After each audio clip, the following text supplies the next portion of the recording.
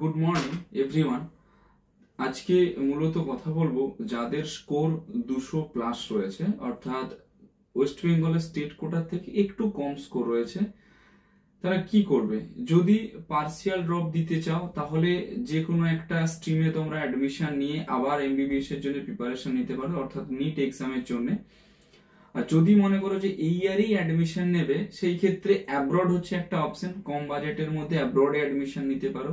20 থেকে 25 লাখের মধ্যে থাকা খাওয়া দাওয়া সব কমপ্লিট করে কলেজ পেয়ে যাবে।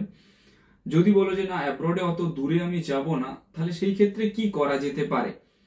ওয়েস্ট বেঙ্গলে ম্যানেজমেন্ট কোটাতে যা বাজেট চায়, প্রায় ন্যূনতম 80 থেকে 85 যে বাজেটটা যায়, সেই বাজেটের মধ্যে যাদের 200+ স্কোর রয়েছে তারা যদি ডিমড ইউনিভার্সিটিতে অ্যাডমিশন নাও, অর্থাৎ যেটা হচ্ছে সেলফ ফাইন্যান্স কলেজ, সেই সমস্ত কলেজে যদি তোমরা অ্যাডমিশন নাও, নিলে সুবিধে অনেক কিছুই রয়েছে।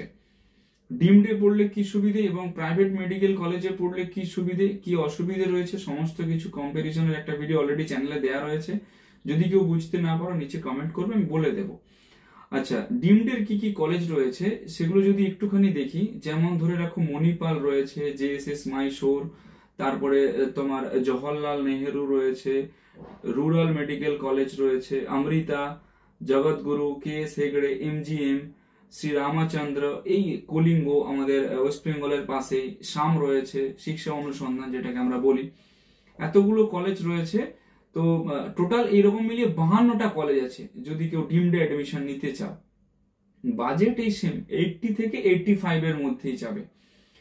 কি কি জিনিসটা কম্প্রোমাইজ করতে হবে, এক হচ্ছে লোকেশন, আর দুই হচ্ছে ল্যাঙ্গুয়েজ। ল্যাঙ্গুয়েজে যদিও বা কোনো হচ্ছে ব্যারিকেড নেই, তবুও যাদের হিন্দিটা ফ্লুয়েন্টলি রয়েছে বা যারা হিন্দি বোঝে, সেই ক্ষেত্রে ডিমডের তারা যে কোনো কলেজে অ্যাডমিশন নিতে পারে।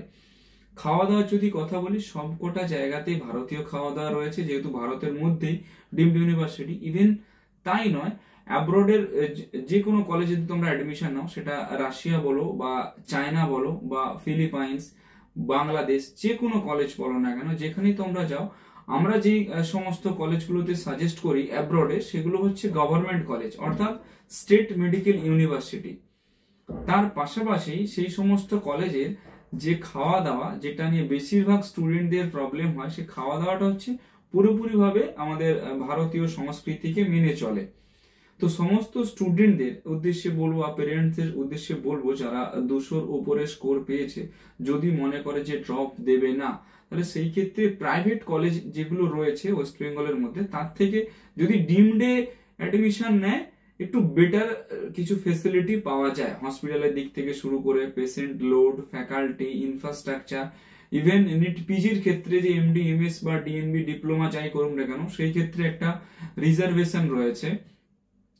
এখন অলরেডি এমসিসি নোটিফিকেশন দিয়ে দিয়েছে, ডকুমেন্টেশন কিছু কিছু লাগবে, সেগুলো বানাতে হবে। আমরা 1 বাই 1 দিয়ে দিচ্ছি যারা আমাদের থ্রু দিয়ে এনরোল করিয়েছো।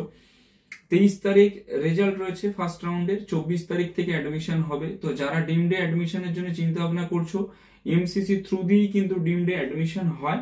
তো এমসিসি রেজিস্ট্রেশন করতে হবে। রেজিস্ট্রেশনের ফিস সকলেই জানো 5000, আর 2 লাখ হচ্ছে যে সিকিউরিটি মানি, যেটা তোমাদের ইউনিভার্সিটির ফিসের সঙ্গে অ্যাডজাস্টেবল হয়ে যাবে। অর্থাৎ কোন ইউনিভার্সিটির যদি পার ইয়ার ফিস থাকে 16 লাখ টাকা করে, অর্থাৎ 580 লাখ টাকা যদি ফিস থাকে, তাহলে 14 লাখ টাকা তোমাদেরকে ফার্স্ট ইয়ারে পেমেন্ট করতে হবে। 2 লাখটা হচ্ছে তোমাদের ফার্স্ট ইয়ারের ফিসের সঙ্গে অ্যাডজাস্ট হয়ে যাবে। হোস্টেলের ফিসটা আলাদা রয়েছে। তো 1:1 কাউন্সিলিং এ যে সমস্ত স্টুডেন্টরা পার্টিসিপেট করতে চাইছো, তাদেরকে বলবো তোমরা আমাদেরকে হোয়াটসঅ্যাপে পিং করতে পারো। আমরা আমাদের অফিসের অ্যাড্রেস এবং কাউন্সিলিং এর জন্য যাবতীয় যা যে ডকুমেন্টস লাগে আমরা তোমাদের প্রোভাইড করে দেবো। Thank you.